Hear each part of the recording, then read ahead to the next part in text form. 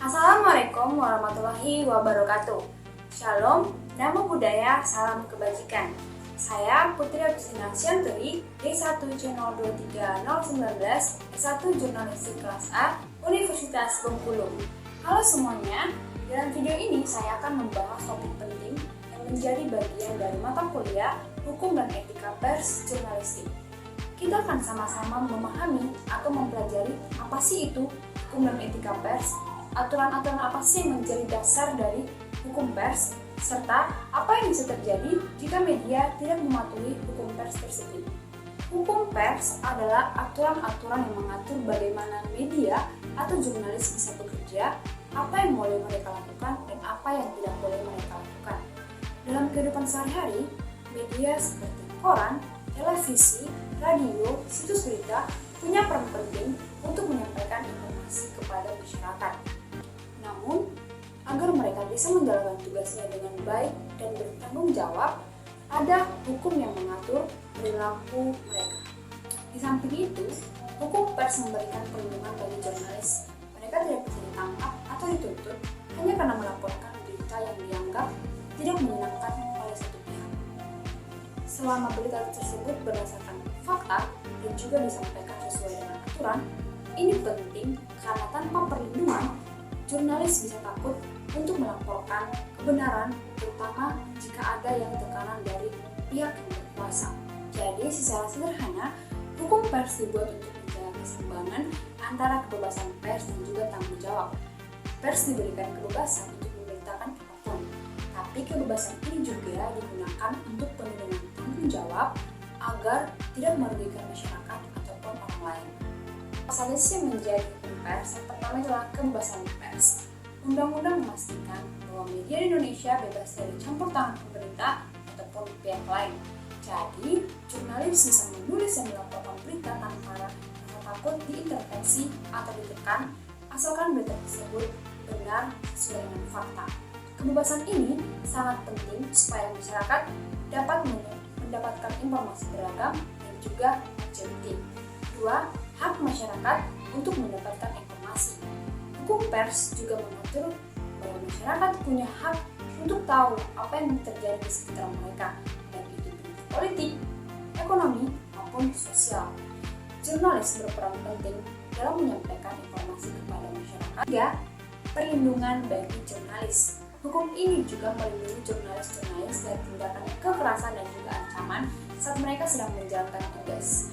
Misalnya, jika seorang jurnalis meliput kasus korupsi dan juga menghadapi tekanan dari pihak-pihak tertentu yang berkuasa, hukum ini melindungi mereka agar bisa bekerja tanpa intimidasi. 4. Tanggung jawab jurnalis. Meskipun bebas, jurnalis juga punya tanggung jawab. Mereka harus mematuhi aturan hukum dan etika pers seperti tidak menyebarkan berita bohong atau palsu, tidak menfitnah, atau tidak melanggar privasi orang lain. Jika ada jurnalis melanggar mereka akan dikenai sanksi, baik secara hukum, pidana maupun akun perdata, atau lewat mekanisme penyelesaian sengketa di Dewan Pers. Selanjutnya, apa saja sih yang menjadi prinsip dalam etika pers? Yang pertama adalah kejujuran. Jurnalis harus jujur dalam melaporkan berita fakta. Mereka tidak boleh memanipulasi atau mengarang cerita hanya untuk mencari sensasi. Berita yang disampaikan harus berdasarkan data dan fakta yang benar. Misalnya, ketika melaporkan bencana alam, jurnalis menyampaikan informasi tersebut dengan tepat mengenai jumlah korban, lokasi, dan juga situasi yang ada di lapangan. Yang kedua adalah keadilan dan keseimbangan. Etika pers juga mengajarkan bahwa jurnalis harus adil dan tidak memihak. Mereka harus mendengarkan semua pihak yang terlibat dalam suatu masalah, sehingga berita yang disampaikan tidak berat sebelah. Misalnya, dalam laporan tentang sengketa tanah, jurnalis harus mewawancarai kedua belah pihak, baik dari pihak pemilik tanah maupun dari pihak yang merasa dirugikan. Apa yang terjadi jika pers melanggar hukum dan etika? Jika jurnalis atau media melanggar hukum pers dan etika pers, ada beberapa konsekuensi yang mereka hadapi. Yang pertama adalah sanksi hukum.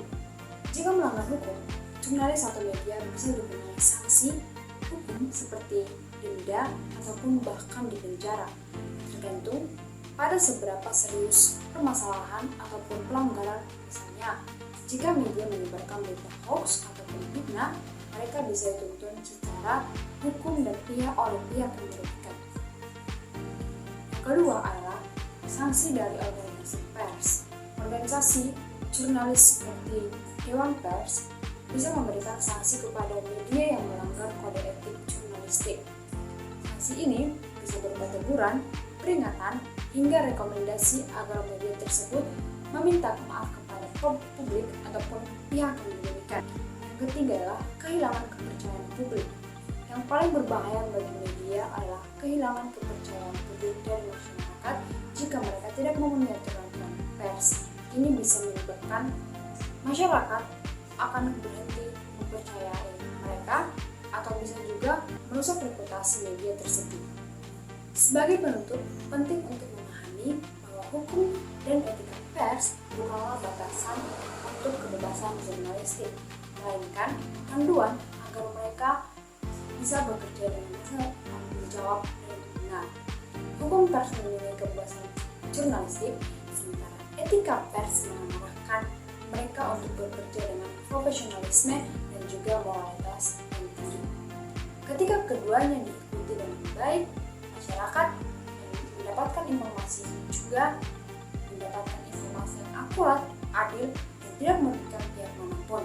Sebaliknya, pelanggaran terhadap hukum dan etika pers bisa merusak kepercayaan publik dan juga membawa konsekuensi hukum serta menimbulkan dampak sosial negatif.